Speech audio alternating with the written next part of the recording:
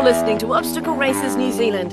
Join your hosts Max Bell and Stephen Steady as they explore the realms of obstacle sports, including OCR, mud running, adventure racing, hybrid racing, ninja and more, in New Zealand and abroad. Welcome everyone to another episode of the Obstacle Racers New Zealand podcast. Today's episode, pretty exciting. Got some exciting guests on today. We have the organisers of Ultimate Athlete. Awesome to get some inside information from them, because we haven't heard a lot from Gavin and Jocelin yet in other forms of media. So it's cool to get some insight into the race, and they talk a lot about what's coming up, what to expect in this next race, and what to expect in the future of Ultimate Athlete. But before we jump into the interview, we'll go over some of the news that's been happening in New Zealand obstacle sports. And what have we been up to, Stephen? How's your training been going first? It's pretty slack at the moment. I'm still getting over Easter, so not doing too much. But yes, that's Ultimate Athlete will be the next cab off the rank, so to speak. So we'll start getting a little bit more serious again in the next week or so. Been a bit slack for the last 10 days while we're away at Waihi Beach at the moment, so get back to Auckland and start getting serious. What about yourself? Yeah, finally, I've been slack up till now. I finally started running again because with COVID, all the races been postponed. I was looking at my calendar a couple of weeks ago and realised I've got 6 races back to back, pretty much. I think 6 races over 7 weeks. So I needed to start training. There's Ultimate Athlete and the Tough Guy and Gal Wellington, bunch of Wellington exterior races. So I've ran a few 5Ks recently just by myself training, so that's good. Finally got back into running. And you're still doing your CrossFit? A little bit here and there, yeah. I talked previously on the podcast about doing the CrossFit Open. Did the workout one, and I did workout 2. That was a killer. That destroyed me. I did the scaled version of that rather than the RX.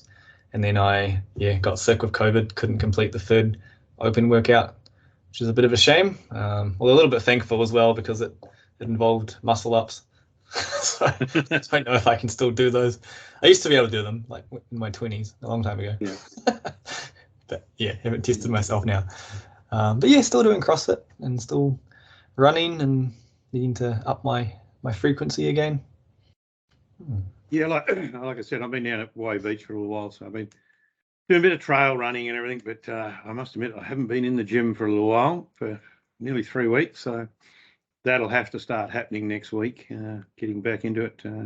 We're here for this week, and then we head back to Auckland. Yeah, get back into the routine of things. Yes, yep, that'll be the hard thing. So, do we want to talk about our exciting news and our new sponsor? Yeah, so this is very cool. We've got our first ever sponsor of the podcast.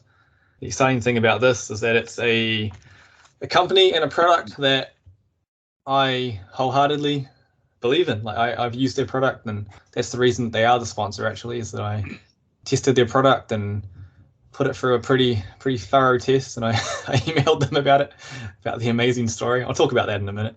But it's a New Zealand company. It's a headphone company. So they're called Earshots, and they are headphones that use a magnetic clip to clip into your ear to stay in for active activities. So they're perfect for obstacle racing and adventure racing and trail running and mountain biking and these sorts of things. Yeah, well, I'm going to have to leave you to speak about them, because I actually have never tried them. I have looked at them, and they certainly look good. And being a Kiwi designed and built device, they certainly would benefit a lot of people in the trail running and the obstacle sports and any outdoor activities, mountain biking. Yeah, so I bought them originally because they have a hook over the top of your ear. And then they also have a magnetic clip that clips the headphone into your ear, so it stays in. Was their pitch, their selling point was that it stays in for active activities, which I've used headphones in the past, and that's what I want to use them for. Use them for work, use them for running, use them for things where I can move around and be active and not keep having to readjust them in my ear. So they were a previous sponsor of the Tough Guy and Gal series last year. So last year's Wellington, they had a booth there, and I went along and purchased a pair from them and been very happy with how they performed. I use them on most of my runs, actually. Most of my runs, I'll pop them in, listen to podcasts, and use them at work. And yeah, definitely this thing. So what I understand, it's a world first design, this magnetic locking system. So it's like a wireless headphone that goes in your ears, and a hook hooks over the top of your ear, but there's a magnet between the hook and the headphone piece. They're like magnets through your ear, I guess is how it works. And when they lock into place properly, they're quite secure. You can jostle your head around, turn sideways. I think there was something on their website about someone doing a backflip on a bike on it, and as they stay in. So my experience with them, my previous job, abseiling off the side of buildings in Wellington, hanging off buildings on a rope in Wellington, getting blown around in the wind. I used to put one of the ear shots in one of my ears and leave the other one out on purpose so I could still hear and be aware of the environment. And we work in twos abseiling, so I could still hear the other person talking if I needed to. But I'll just play podcasts. But one day abseiling with them, I was doing a building on the Wellington waterfront. It's what do you call it? It's like one of the corners is curved. It's not a right angle corner, which apparently is meant to cut down on the wind it generates on the street, so pedestrians don't get blown around as much. However, if you're on the side of the building on a rope, the wind is greater on a curved edge of a building than it is on a right angle. So we're abseiling this thing, getting blown around everywhere. And then part of the building is, what would you call it? Not louvers, but like little, the building sort of goes in and out indents of the windows. So abseiling down, we're building washing the building. So we got a hose and a brush, and we're scrubbing it up with soap and then hosing it down. But these little indents you're having to scrub under each indent and inside it. So getting blown around everywhere and needing to like sort of flip sideways in your harness to get under these indent things.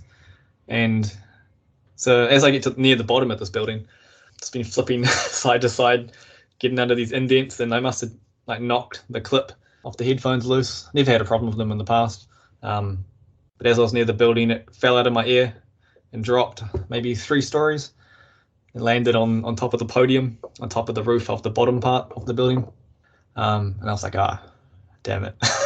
Just wasted my expensive headphones.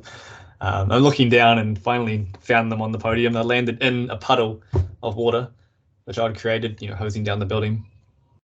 And I thought about jumping out to get them, but it would have been a pain in the ass having to reset to finish my work. So just carried on cleaning. It took me in another 20 minutes or something to get down those few floors, and fished out the ear shots out of the puddle and after the drop, and tested it, and it worked perfectly.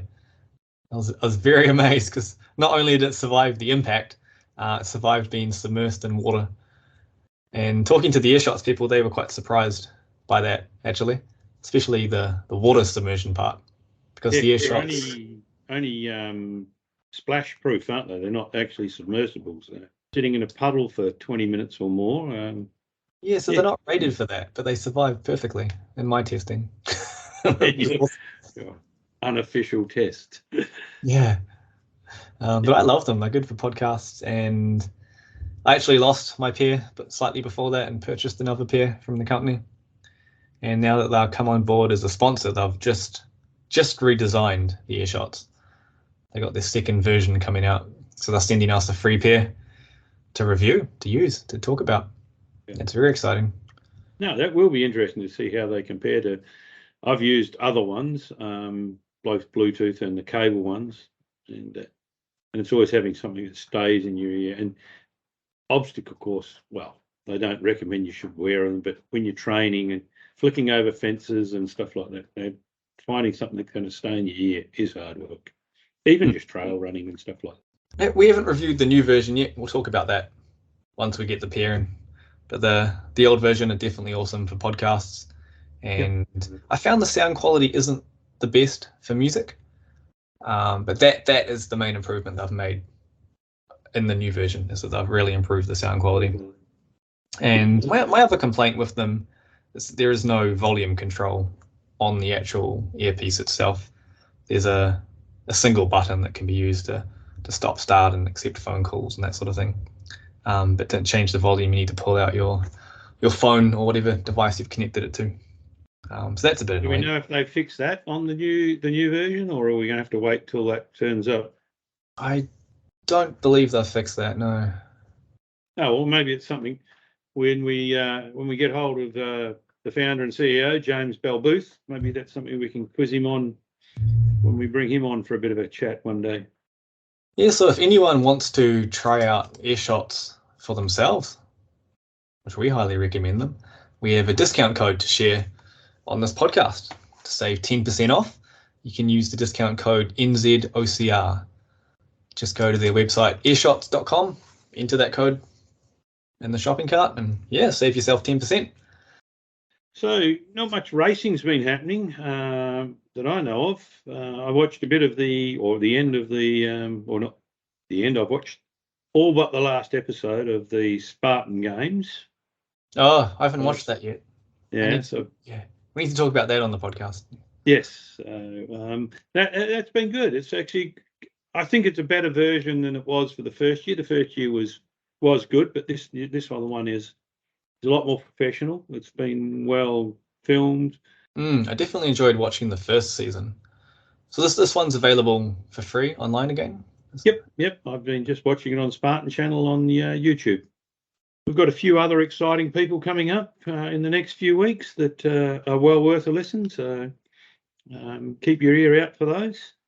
Before we cut to the interview with the Ultimate Athlete organisers, we have a couple of pieces of Ultimate Athlete news that just got announced recently, and we do cover it in the interview, so we'll mention it briefly here now. But they announced some of their prizes coming up. Their prize money for the Elite Wave was announced. So it's $9,000 prize pool for the Elite Waves. That's for the first, second, and third place in male and female divisions. That takes it to the single largest prize money offering for a New Zealand obstacle course race, which is quite exciting. It's higher than Spartan, which has 7,580 prize pool on the line for the Spartan Super. And they also have a massive spot prize they announced recently as well. Yes, they do. Trip for two to Raro. Including 5 nights luxury accommodation. So if you're a competitor, you have to hang around to prize giving to be there when they draw the name out of the hat. Yeah, which we found out in the interview. You have to stay around to prize giving to win the spot prize and a lot of other ones coming up too. And there is a lot of other spot prizes that they'll be giving away, both at the finish line and at prize giving, but you have to stay around and listen to them. Yes. And the second piece of UA news to cover briefly is they announced a course change this year. So for Mt Maunganui, the 10K course is going to include a loop of the obstacle section, a loop of the Mount base track, and then a second loop of the obstacle section, which is sort of roughly the opposite as it was last year. So the start line is going to be where the old finish line was, and the finish line is going to be the start line. So it's going to go in the reverse direction from last year. Yep. Yeah. And so it's still the same distance. It's still 10K like last year. However, there's not as much open running without obstacles breaking it up like there was. So 40 obstacles is what's going to happen this year. A lot more beach sand running. A lot more on the more beach. Sand running, less trail running around the mountain. Yeah. So this is going to be crazy. This is awesome. I think this change. It's going to be an amazing race now. But it's going to be crazy. A lot of people are going to be caught on this, and it's going to be harder. The completion times are going to go up massively, I think. Oh yeah, with the sand running and having to do all the obstacles twice, I think that's certainly going to increase stuff. And they're bringing out some new obstacles and some slight changes to the current ones. But and the 6K course is unchanged, but it's going to reverse direction as well. Yep. Yeah, that's all the news I have for this episode. Did you have anything Yes. else to add? No, not that I can think of. It's a very interesting chat. That's to get an insight into where they've come from and how they come up with being an obstacle event. Enjoy. Enjoy.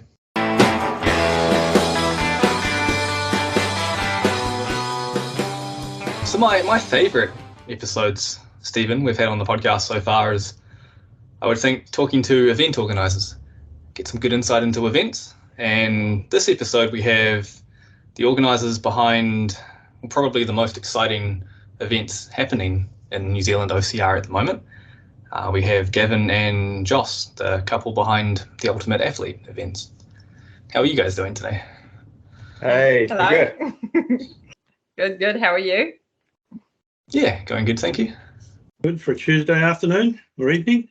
Evening, yeah. One of the first things we ask is to get an idea of who you are. So not Ultimate Athlete, but who is Gavin and who is Joss and where are you from? Are you Mount people or are you even Kiwis? So I was actually raised in the UK until I was 17, and then I emigrated out here with my family back in 1998. Yeah, I've done various different sports. I spent 15 years in the police. Probably football was probably my main sport, and then and the reconstruction probably forced to sort of change over into more endurance sports. And since then, triathlon's probably been my main sport. Yeah, that's about me. Represented New Zealand for triathlon 2 years ago in Switzerland for sprint distance. I think my world ranking still stands, I think, because I don't think they've had a world champ since. So It's a good way to keep it. Yeah. So COVID stays around for a bit longer. I know. Yeah. I'll keep my ranking of 93rd in the world in age 35 to 40 category. Well, that's good. Well done. And Josh? Yeah, I'm not a natural athlete by any means, but I've followed Gav around with the triathlon, and I had a brief career in Muay Thai, so I'm sort of, apart from that, not really a natural born athlete, I wouldn't say, but I have experienced how much focus it gives your training to actually have a goal to train towards. With the Muay Thai, I actually had fights and things like that, so I always know that when you sort of book something and then you train for it and then you've got a focus and something that you can actually achieve at the end of it, it's quite good for you. And obviously been around all the events with Gav, traveling to different triathlons and things like that. We've seen a lot of good things in events and got to travel and see some really top events. So I think that's really helped us sort of refine Ultimate Athlete and come to where we are and what's important to us with the event. So I heard a little bit about your background, Gavin, from your mum, actually. Mumsy's always spill the beans. So. She'll be listening. Hey, hi, Mum. Yeah, when I was up at the race last year with you guys, met both your mums, actually. It was pretty funny. Yeah, but she was talking about you doing triathlon, and she was talking a little bit about you organising, I forget the name. Was it police or an emergency services? Oh, okay. Yeah. New Zealand, and so that as well. So I was so there's a lot of sport that goes on in the police, and obviously sort of encouraging people to be active, and there's a lot of emergency services and police tournaments for various sports. So during my time in the police, I represented the New Zealand Police for football back when I was playing, and then after I stopped playing, I took on the role as code coordinator for football, which sort of included organising regional tournaments and Also, I managed the national men's and women's team who I travelled to Australia most years for the Australasian Police and Emergency Services games. So that's something that I did just extracurricular on top of my role in the police, which was always interesting and good fun as well. And good to play sport with your colleagues as well. Always makes for good team building. We actually built a reasonably competitive team in the end. We ended up, so basically the New Zealand team ends up competing against the Aussie states, with some of the Aussie states having more cops than we've got in New Zealand. So they're actually very competitive, and as you know, Australians are ruthlessly competitive. Certainly are. Only time I've been knocked out in a soccer game playing Aussies. I'm an Aussie, and I came here exactly the same time as you did. I come over in '98. Oh, nice. Come over to work on a gold mine in the South Island, and I met my wife at Waihi gold mine. Oh, cool. We've been travelling backwards and forwards ever since. Every few years we go over to Oz, and we come back here again. And whereabouts in Australia were you from? I'm from Perth. Well, from Esperance, below Perth, but from a West Australian boy. Yeah. But I work for a gold mining company, so I work pretty much all over as well. Just West Australia, Northern Territory, Queensland, a little bit in South Australia. Nice. I spent a couple of years in Australia. Okay. Lived in Aussie as a kid, so yeah. So, Ultimate Athlete, before we delve too much into that, you were in the events industry before you Ultimate Athlete come along, or is this a whole new game for you guys? I've worked in events for 10 plus years. So on a different side of things though, just from a security point of view for big concerts and things like that. So yeah, Bay Dreams, One Love, those sorts of festivals and things like that. I've done security and managed security teams and liquor licensing and things like that. So obviously I've had a good sort of overview of large scale events and that kind of thing. But the sports thing, I think, came in when Gav and I sort of started traveling to different triathlons and things like that, and just a variety of different events and seeing how they were run. And yeah, a bit of a different thing, but I think having that large scale event background has been helpful. So where did the concept, like the idea for launching an obstacle race, come from? Like why put obstacles in it as opposed to just a running race? We were looking for something to do, and obviously I've always loved being involved with sport and sports management, and we'd talked about events and doing different things, and that sort of inspired us to look at do some research around the world about what was big, what's popular, what was growing, what we didn't have a lot of here, because obviously coming from triathlon, I was like, well, let's do a triathlon, but there's so many that the market's so saturated. And for people like me who I'm absolutely inspired by people who go and do Ironman and triathlon and things like that, but it's just not even it's not something I'm ever going to be able to do. So I think kind of the amalgamation of my sports background and Gav's, and what can more people get involved with? What can people have fun doing? What's a bit more exciting, a little bit more, up to date, dynamic? What's something that will get more people coming and competing that's, not as disciplined necessarily as triathlon? Yeah. So I guess we just wanted to create an event that appealed to a broad spectrum of people, and what's better than OCR for that type of thing? I tend to think that you can have an event that a lot of different sports can compete against each other in. Yep. Yeah, I think from a Kiwi perspective, I think OCR is kind of in our DNA from a long way back. Like when we started talking to our parents about Top Town and things like that, it's really fond memories that come up. Whole towns pulling together and that real community vibe, and it was on television and everybody got in behind it. Everyone was excited when Top Town came to town.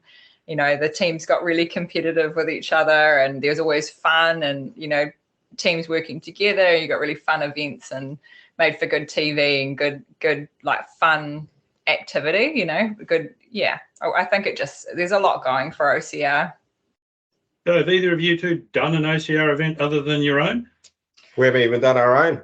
Oh. Well, you've been there, you sort of know what it's like. No. No. We joke. We honestly joke about this all the time, that both of us have got no experience in OCR.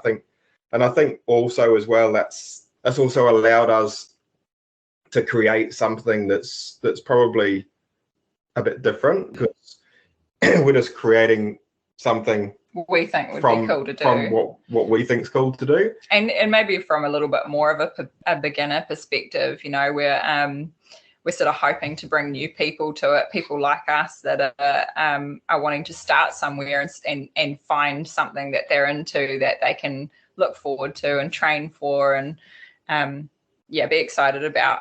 So I think it's given us a slightly different perspective going into it. But yeah, we can't wait to actually have a go at some of our own obstacles. Obviously, we get to try them when they sort of get made and things like that. But to have a crack at all of them in a row, I think is going to be. Yeah. We're definitely going to try and do it this year. Yeah, and we'd love to get out and start having a crack at other people's events as well. Yeah. Around New Zealand, that would be We've probably put a little bit of pressure on ourselves now. Yes, but I think you're right. OCR, like triathlete or any of those sports, they are very hard for just the average person to go out and have fun at. And I love OCR for the simple reason it's you can go out with your mates, you get covered in mud, you get a t-shirt and a medal, but it's really about the whole day. And when we came down to Jaws last year, there was a group of us from the boot camp that I go to, and so it was a real community type thing, and that's the thing I love about it. It is community, and it's more about having fun. Yes, you have a few elites there flying for the prize money, but more about just finishing, and it doesn't matter how fast or how slow you do it, as long as you all complete it together. That's all that really matters. That's exactly right. Yeah, and we really were moved by last year's event. How good everybody feels. Everybody's just on such a good buzz afterwards. So it's really cool to see, and it just keeps motivating us even more to keep going.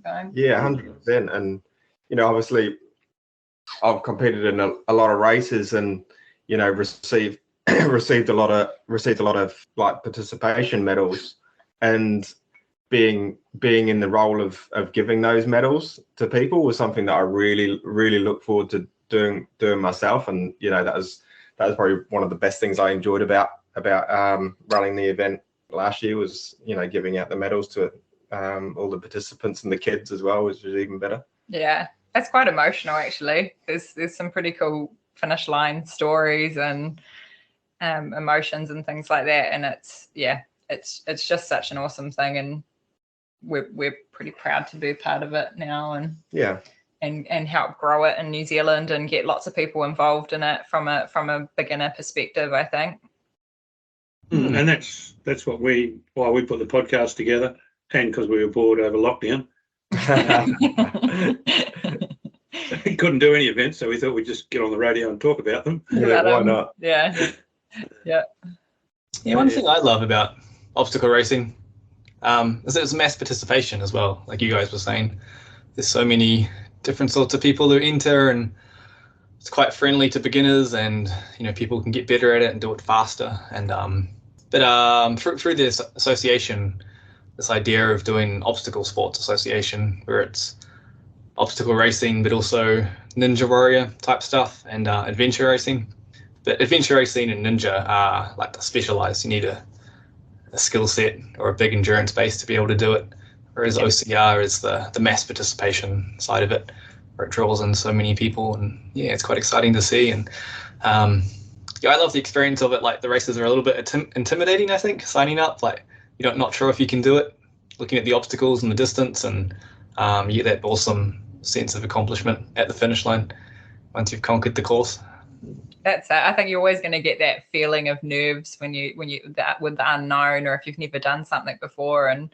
But that's what kind of gives you that drive to sort of go and train a little bit harder and push yourself maybe a little bit more than you would if you didn't have something coming up like that. And getting over those nerves, I think a lot of that personal accomplishment stuff and that self-belief and confidence that you get from putting yourself outside the comfort zone and really going for something different is very rewarding. And that's what it's all about for us, trying to get as many people to have a go at something. We want people even that have never done any kind of sports before, and that's why we went with that 6K distance. It's achievable. There's, the only long distance there is 3K non-stop, but you can walk that if you wanted to. And we absolutely want to see and encourage more people, just getting around the course that aren't necessarily competitive as well. And there's no spectators on the Mount Base track, so you can no you one's can go watching. as slow as you want. No one would know. Yeah. It's taking the scenery as well. It's pretty stunning. Yeah. It's best place to, in our opinion, probably one of the best places to hold an event. We're pretty lucky to have that as a backdrop. Yeah.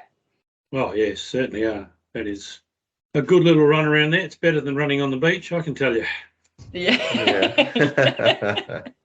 Yeah. Nobody loves the sand running, but it's, definitely the sand is our mud, in the sense of it's another obstacle. It makes it a little bit more challenging and maybe not quite so messy, but definitely challenging to get through. So on the sand running, you guys bringing a course change in for the 10K. Yeah. So that brings in more sand sections as well, doesn't it? Yeah. So we're basically with the 10K, doubling the amount of soft sand running, just for a bit of extra character building. Take a gulp there. I'm not doing it this year. I'm going in for an operation tomorrow, so How convenient. Wow, that's disappointing because COVID. It was supposed to happen 3 months ago, but anyway, that's another story. But no, I'm still coming down. I'll be down there to being out in the NZOSA tent and wander around talking to people. Nice. Oh, awesome. But I'm disappointed that they had to move my op. So yeah, I think they've moved a lot of operations around, haven't they, at the moment? Yeah, mine's not life-threatening. It's just an arm issue. So I've got to go when they tell me. So nice. Oh, good to get out of the way. Yeah. Yep. Well, I was glad you moved your other one. So I was hate to have missed both of them. At least by the end of the year, I should be back into it. Yeah. It was less soft sand than Orewa, which is good. Yeah. Yeah. But running around the mount is really, and you have got a spectacular place for it. Like I've done a few different places here in Australia, and on the mount is one of the nicest venues, that's for sure.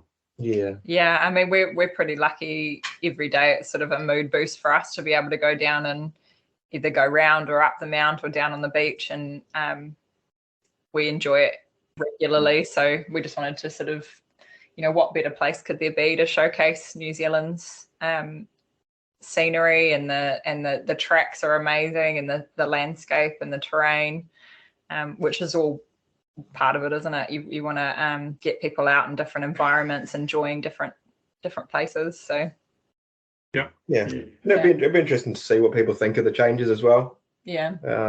Obviously it's something that we're keen to keep developing, and working with NZOSA and taking on board people's feedback, and seeing what's going to develop into the best race we can. Yeah. And the course change is from feedback, or just throwing a curveball, or combination. Yeah, we're actually talking to Hayden about it, and from NZOSA. Yeah, and he made the suggestion of possibly doing the obstacles twice. We did look at doing one continuous 10K loop, but that would only mean spreading the obstacles out more. and Hayden suggested us possibly looking at doing a double obstacle loop. So something we sort of went away and had a think about, and sort of looked at how practically it would work, and definitely worth a shot. We'll see how it goes. Yeah, That's probably because he hates running too. yeah. We get a lot of that feedback though. Yeah. So any new obstacles, or we just the similar ones, but there's a massive new exciting obstacle coming for this one. We can't say too much about it. It's a little bit top secret, but we are working with Red Bull to develop a Red Bull obstacle for this. And all we can really say about it is it's going to be the hardest obstacle. Yeah, that was their brief. They wanted to be in a Red Bull, you'd have to be, wouldn't you? Looking at the things they do. Yeah. Well, it has to be extreme. The brief was that they want it to be the hardest obstacle on the course, and you'll need wings to do it. Was their brief. So yeah. We'll be dropping some teasers, and obviously, we'll unveil it at the Mount. So it's exciting to have something new. Yeah, and we want to keep bringing something new, or a new challenge to our events as much as we can. Keep it fresh and exciting, and give something new to everybody that's been to the last one as well. Yeah. Okay. That's exciting. Yeah. And the penalty loop's going to be a similar type setup? Yeah, it'll be similar. But we will, with the new course and there being more obstacles, so obviously more chances to lose bands. There will be 2 opportunities to complete the penalty loop. So one will be after the first lap and one will be after the second. So for the 10Ks, they'll have 2 opportunities. Yeah, so I'll probably suggest if you've done your first lap and you've lost 3 bands, you might want to do it first opportunity. It means potentially you could lose 6, have to do 6 penalty loops. Yeah. But for the 10K. We'll have to see what Max thinks about that with the rules. Do you reckon, Matt?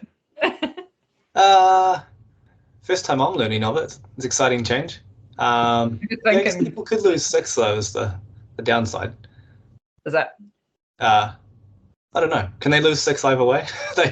If they lose 3 and then keep going, they do 6 laps at the end, or? Yeah, I mean, no, they'd have to do 3 and then another 3. Get their 3 back so they can lose them again. Yeah.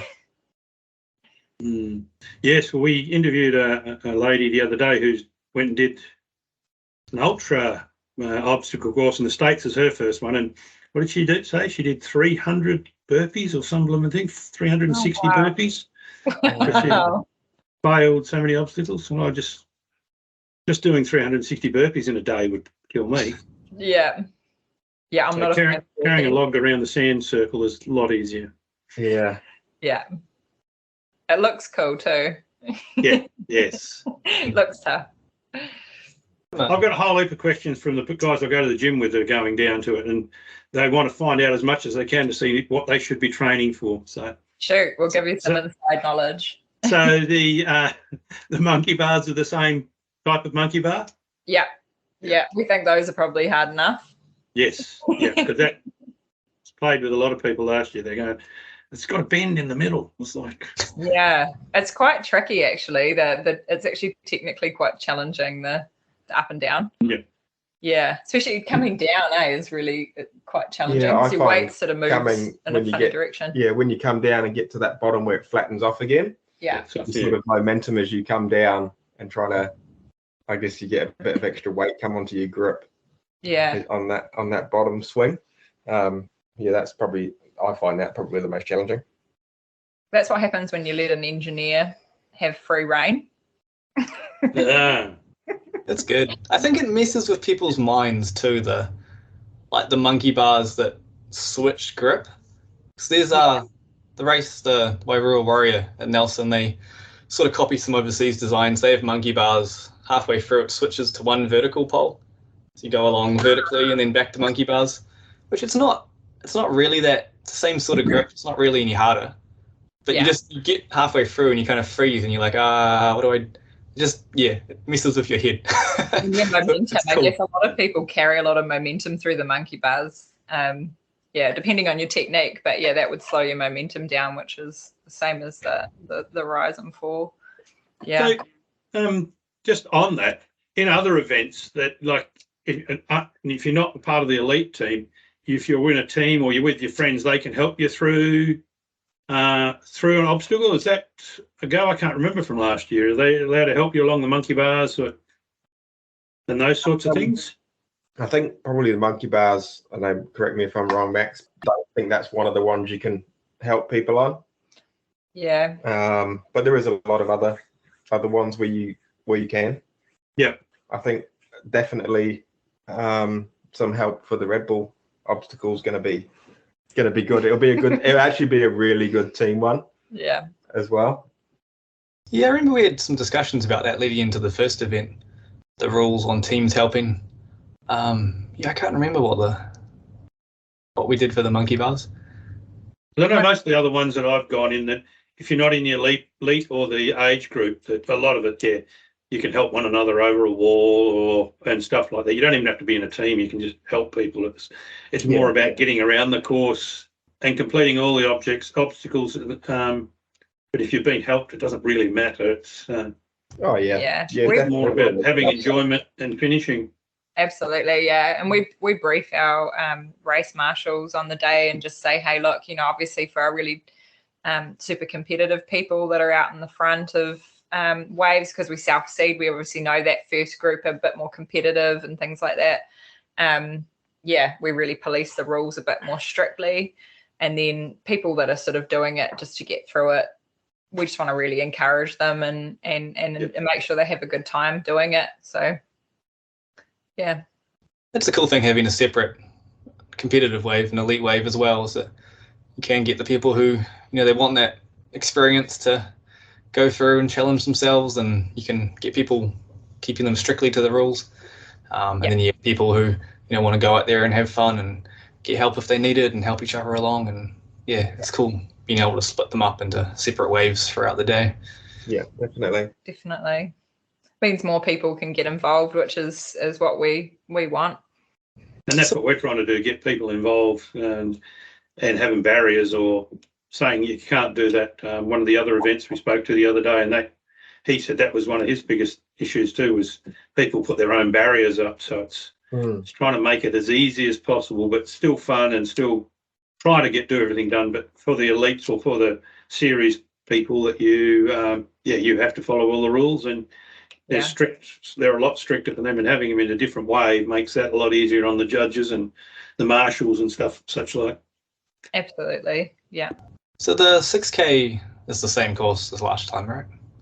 Yep, it is, but reverse. It's just reverse. So we're going clockwise this time. So they'll be doing the obstacles and finishing with the loop of the base track. But essentially the course is the same, although the 6Ks will have the jerry can in there. So there's a hot tip for your boot camp. So what about the weights? Are the weights going to be the same? Yep. So the jerry cans will be full, so they'll be 20 kilos, and the sandbags will be 15. Yeah, I think one jerry can's always horribly awkward, which is fun. Yeah. And there's definitely a few different techniques that you can practice there to make it easier. Yeah. Oh, so you go up the beach and then back around and then come back past the start-finish line to go to around the mount. Yeah.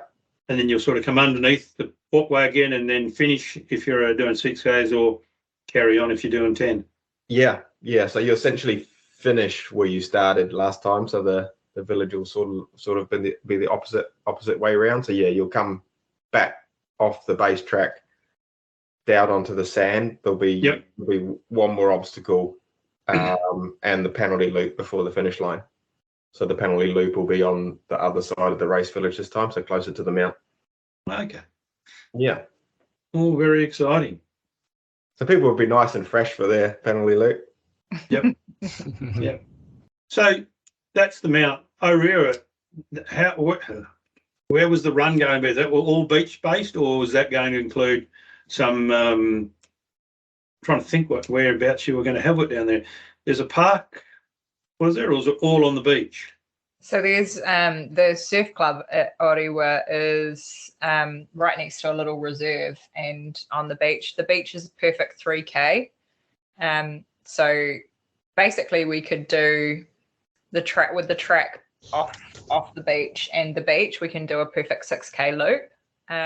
We have found a hill there for the sandbag carry, which will be included in the 6K as well. So and then the 10K we sort of go across the estuary and towards the other end of the course. So it's a stunning course. I mean, you'll basically work your way away from the surf club, sort of through the township and along the top of the sand. Well, I don't know, you call them sand dunes, but there's a trail that runs the whole way along.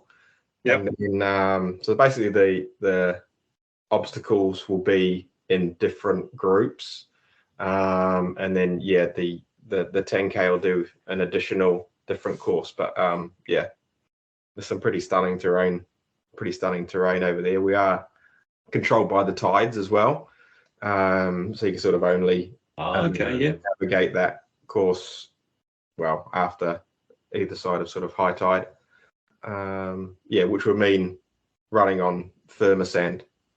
It's a bit different, and the Mount Beach is there's quite a good non-tidal strip there that we can sort of leave obstacles out and things like that, but we have a little bit less beach in Orewa to use, so makes it a little bit different. And we'll definitely look to kind of group our obstacles into zones, which will make for good spectator as well. Like if you want to go down to a zone, you can see several obstacles at one time, and then there'll be a distance and then another lot of obstacles. So and it kind of breaks it up nicely as well for the competitors.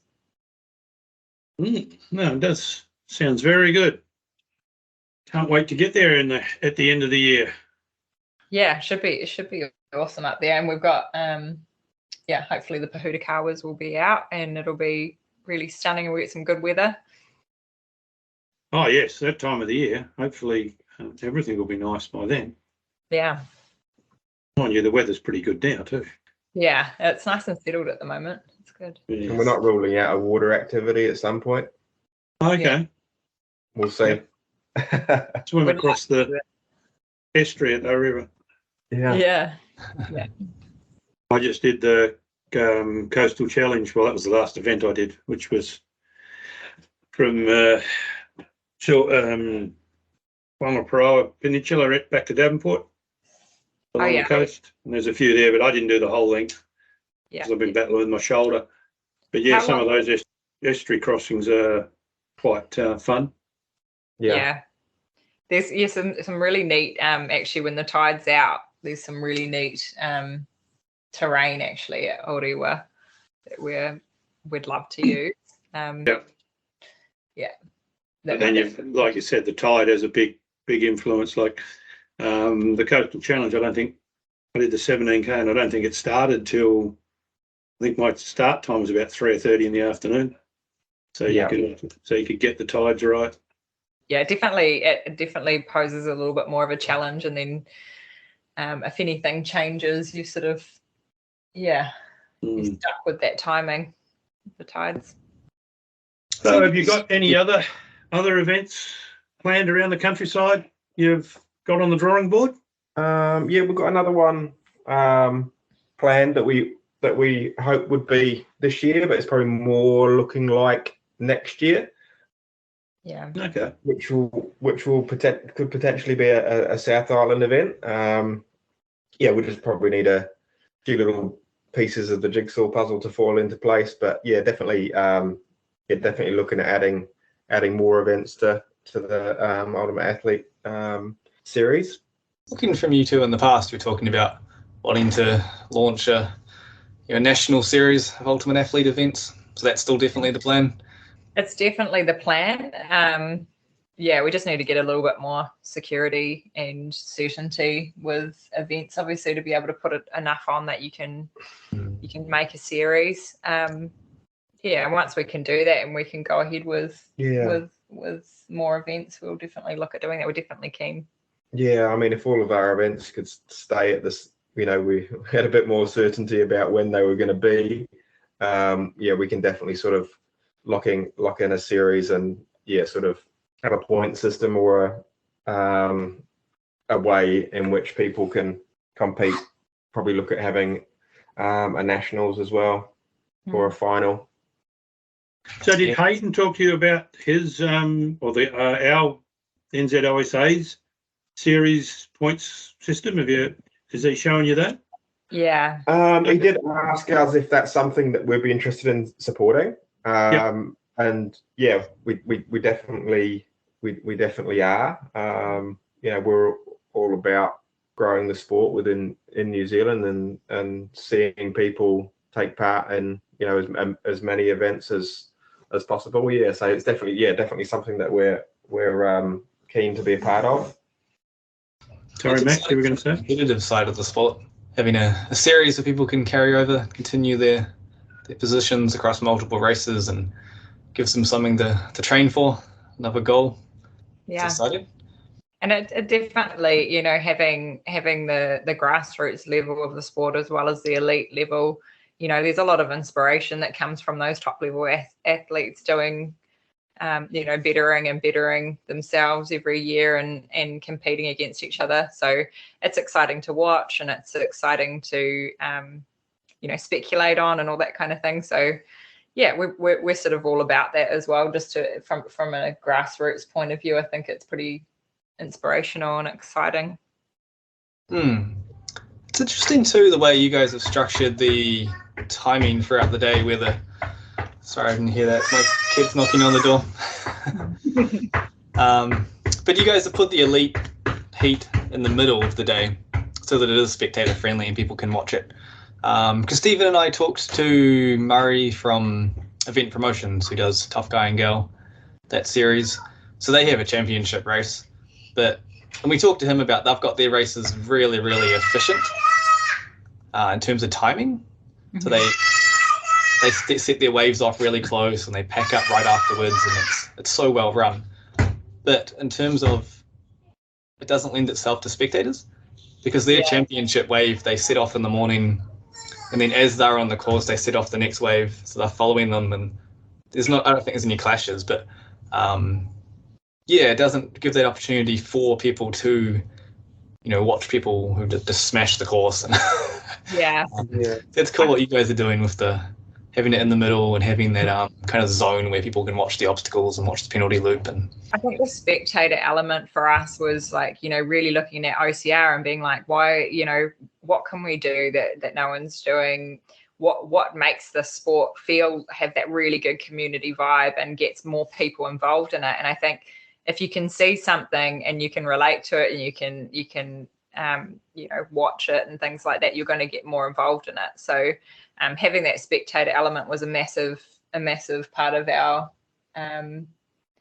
plan. So we always try and make sure that even when we're planning everything, we sort of think like, where can you watch this from? Can you see it? Is it visible? Is it something that you can get involved with? And we only want to develop that even further, because I think if you can relate to something and watch it, then you're more likely to take part in it and get involved. So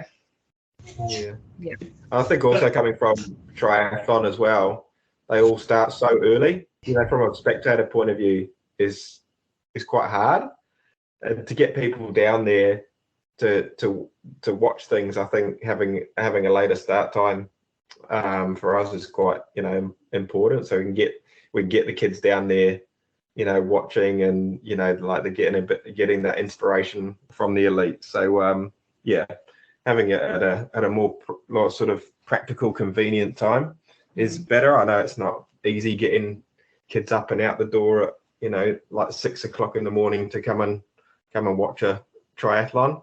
I know that's something that I've found is normally I go off on my own and everyone else comes down later in the day. And I think, and also especially at Mount, it made a difference for a lot of, like me and a couple of mates. We went and stayed in the Mount, but a lot of people drove down in the morning because it's not a 6 a.m. start. It's a 10 o'clock, 11 o'clock start when you're in just the open waves. So you would have got a lot more people coming down just doing day trips. Yeah, that too, probably. Yeah, definitely. A little bit more accessible for timing. Yeah. Just on that, I wasn't there, so I didn't see how many kids you had running because it was the day before. How did that go, and what are you doing different this year, or are you doing anything different to encourage more younger kids to join in? So we had a schools event on Friday during the day, and we kind of mostly target that at intermediate aged kids. We just think it's a good age where they're sort of interested in trying new things and but not quite so old that they're closed off to it. So it's quite a good age group, and they really enjoyed it. And then in the evening, around registration sort of time after work time, we have the kids event, and that's for lots of different ages. You can be accompanied by a parent to do that one, and it's just the beach obstacles, so it's a condensed version of the course, and they had an absolute blast. There was kids that were just wanting to do it again, and you couldn't sort of stop them running around and around. So they had such a good time, and then they all really enjoyed their medals and their t-shirts and things like that, and wore them for the whole weekend and down to support mum and dad the next day. And because we had it as our little kids race in the evening was a 1K loop. And we gave all the kids the option, if they wanted to do a second lap, they could. And I don't think there was a single kid that didn't do a second lap, which was great. Yeah, and we had really little kids too. There was some little tiny, toddlers, their medals are dragging in the sand after they'd finished doing that little. Yeah, but I mean, they show us how it's done. They take those obstacles on, and because they're playing all the time, and they're so good at them. I definitely stood in front of the A-frame though. I wasn't going to let them climb that one. I sort of guided them around that one. That one freaked me a little bit. The rope climb A-frame at the end. That's a big obstacle for kids. Yeah. Yeah, we'll keep that one out of this time as well. Yeah. Something that Murray told us from Event Promotions, who does Tough Guy, Tough Girl, that may interest you guys too. He's working with NZQA to get a certification for, because his events, I don't know how much you know about Tough Guy, Tough Girl, but his events are mainly aimed at school kids. He has thousands, tens of thousands of school kids, because he has a lot more kids races than he does adult races. There's only really 3 adult races, but he has multiple kid races, and he has thousands turned up each time. And they're building not a curriculum. What's it? They get credits for it? Credits for it from school. From a physical education point of view. Yeah, they go and a whole classroom sign up, because it is it's an outdoor part of their PE or their outdoor education credits. Very cool. That's a great idea. Yeah, if you're interested, give him a buzz and see how, because that might work to get a few of the schools around Tauranga and the areas around involved. Yeah, well, definitely. Awesome. I mean, the more kids we can get outside doing stuff, the better. So what else you got on your list there, Max? Oh, it's the prize money. I was wondering about that. You guys recently put out the prize money announcement too for the Elite Wave, which is awesome. It's cool to see that much money on the line. It's definitely going to up the competitiveness in New Zealand, I think, as people are aiming for that. Yeah. Is that something that you are going to continue across like Orewa and other events as well? Yeah, it's definitely something we want to keep as a part of UA. And I think if we are heading down that road of OCR being an Olympic support, we have to, we've got some really top level endurance athletes in New Zealand, and I think for that to be an incentive for them to come and start doing OCR will, I think, definitely help us be a more competitive nation as the sport grows and becomes more and more competitive. Be interesting. I was talking to, well, the podcast started because I was talking to Maria Bentley, who came second in your female race. Did an interview with her and recorded it and then turned it into a podcast. Which wasn't the plan originally. But I think she was saying that because she knows the woman who came first place. Like they've raced together in previous races in the past. But Maria was talking about how she practiced obstacles leading into Ultimate Athlete last year. And she was like, oh, if there were only a few more obstacles, I would have beaten her. I would have come first. So it's probably do well this year. Yeah, so it'll be interesting to see. I think the change of format, I think, will probably be a good thing. It'll shake it up. People like Maria and probably your more, purist sort of runners. It will slow them down. So it'd be interesting to see who can win it this year. I'm not sure if we haven't heard if Lydia's coming back to try and retain her title, or we'll see. But I think it'll definitely mix it up a little bit. But she's in Australia, isn't she? Yeah. She's based in Melbourne or something. Yeah. I was watching a podcast the other day with Lucy Bartholomew, and she was on that, I think. Oh, cool. And they were running through the Blue Mountains or somewhere like that. Mind you, now COVID's pretty much gone. That's travel between Australia and here should be quite easily. Yeah. I mean, and that'd be, I think having that prize money there as well would be a good incentive for your sort of internationals to visit and give Ultimate Athlete a crack as well. We might get some of the guns come over from Aussie and have a crack at the elite as well. Yes, the elite level. Have you got any signed up, or have you know of anyone coming from over there? I haven't checked our elites to see if we've got any international visitors. I'm not sure. Yeah, it's interesting. I mean, we sort of knew when Lydia signed up last year that as soon as she signed up, we were kind of speculating that she'd probably have that one. But you never know. And there's lots of different disciplines. There's runners and triathletes and CrossFitters, and we had Sam Clark who's a coast to coast winner and things like that. So lots and lots of different types of athletes entering. So it's hard to know. And obviously not having the course before last year, we didn't know how the obstacles in the sand were going to slow runners down, or it's all a little bit of experiment at the moment. I think it's working well. Well, I did last year, that's for sure. Yeah. Thank you. Is there anything else you guys want to throw out there? And what did you think of it, Stephen? Last year you've done, did you do the 6K or the 10K? The 10K. It was disappointing because I trained to get the first date, and then when it got moved, I sort of lost interest a little bit during lockdown. So, and the sand running, that killed me. But no, I loved it. That's, what do you call it? I fell off the monkey bars going up the rise, but other than that, I had a great day and enjoyed the whole lot. And I'm very disappointed I can't go again this year. But hopefully, like I said, I'll get my operation out of the way tomorrow, and I'll be back into it training in 5 or 6 weeks and be ready for the next one. Awesome. I think, from a prizes point of view, we're also we've got a major spot prize of a trip for two to Raro for 5 nights. We've got some pretty good prizes coming from our sponsors as well. We sort of appreciate that, probably 90% of the people that participate aren't elites or don't enter as elites. So we definitely want to put on some good prizes for them, which should in turn bring some great atmosphere to our prize giving as well.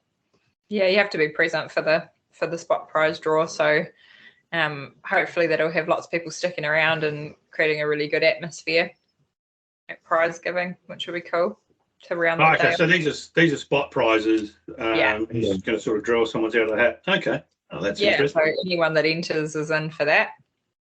Yep. So that'll be exciting. Yeah. Who doesn't want to win a holiday? Yeah. You guys have a lot of big sponsors on board. It's pretty cool to see. And that was something I enjoyed that going up last year. I didn't get to run in the race, but having that sort of festival area, there was the booths, there was, the Red Bull, and there was like, I can't remember the brands now, which is probably not too good, but there was like little booths that were giving away products and like activations from the brands, and yeah, it was cool. Makes a cool atmosphere to it. Yeah. I think everything that you add like that just adds to everybody's experience, like, and people love free stuff. Yeah. So yeah, and it's good for the brands, they're right there with people that are doing sports and getting the exposure and obviously being sort of a part of a new developing sports, pretty exciting, and keeps it fresh for the brands as well. So yeah, it's good. And all your sponsors from last time have stuck with you, or? Yeah. Oh, that's good. Good to hear. They were all pretty happy. So, and they're pretty excited for all the future plans and growth and where we're headed. So, yeah, they've stuck around, and hopefully we'll keep developing those partnerships and it'll become part of Ultimate Athlete. And yeah. Talking about like the atmosphere of that central area, so it was cool having the like MCs, like people over the loudspeaker, explaining everything and cheering people in as they come to the finish line, and that was cool. That was awesome. But I was just wondering, are you getting the same people back for future events? Yeah. Back on board? So I've locked in Jo Holly again for this one. She's an experienced MC and TV host, and she's really good at what she does, and really, she nailed it. I think just she did really good. Yeah. And Sam's a good friend of ours, and he's a great hype man. Yeah, and he did the kids event as well. So and he's also a triathlete as well. So from a sports point of view, I think it's good to have that insight as well, having somebody who can talk and know what athletes are going through and what they're experiencing. I think that's also pretty valuable as well. Yeah. So we're definitely, we're going to just keep trying to develop that again. Further, we had a meeting with council today just to try and get speakers for all the spectators so that they can hear what's going on with the commentary up on the grassy verge and see it on the big screen and all that kind of stuff. I think again that that spectator element, if people know what's going on and know a little bit about what's happening and who's crossing the line and a little bit about them, I think it's really good for the sport and for entertainment purposes, So yeah, we'll definitely keep working on that and hopefully developing it and only getting better. We asked two questions. We asked one question, but I've added it to two this week. I've thrown another one in there for Max. So we've got two questions we ask at the end of every episode. If you could have coffee with anyone dead or alive, who would you have coffee with and why? Who would you know first? Oh my gosh, I can't even remember what I thought when I read the question the first time. I think for me, I think I'd definitely probably choose Ricky Gervais. Would probably be my pick of people to catch up with for a coffee. I think not only from an entertainment point of view, I think his actual values are actually really good, and I think a message behind a lot of the things that he does is actually really wholesome. But I think he's obviously hilarious as well, and definitely appeals to my sense of humor. Oh, that's right. I came up with a real curly answer, so I'd go for Tyler Henry, who's a Hollywood medium, because he could pass on messages. He'd be interesting, but he could also pass on messages from the dead. That was my answer. I've seen his show. Yeah. I was like, that's like a 2-for-1. That's a real life person. And the messages. All right. Well, thanks a lot. And I suppose our last thing is, whereabouts will people contact you? That's all through social media? Yeah. Either social media, like people feel free to DM us on Instagram or through Messenger. Facebook, or also like just jump onto the ultimateathlete.co.nz You can ask questions through the website as well, and our emails on there as well. So yeah, if anyone has got any questions, yeah, feel free to ask. We're more than happy to answer them. Yeah. We're going to be putting lots of information out over the next 6 weeks on social media, especially Instagram. All the info that you need sort of coming up to the race, all the announcements will be on there. So yeah, tune into that to see all the latest. Hopefully we'll drop some good teasers about the new obstacle. Yes. Yeah, now you'll have everybody interested. Yeah. I've got a big prize pack coming up shortly on our Instagram Yeah, page. it'll be a as well. giveaway So, on the Instagram that's worth entering to next week. Lots Okay. of prizes. Yeah, good weekend package. Yeah. Okay. Yeah. Thank you very much. Thank you.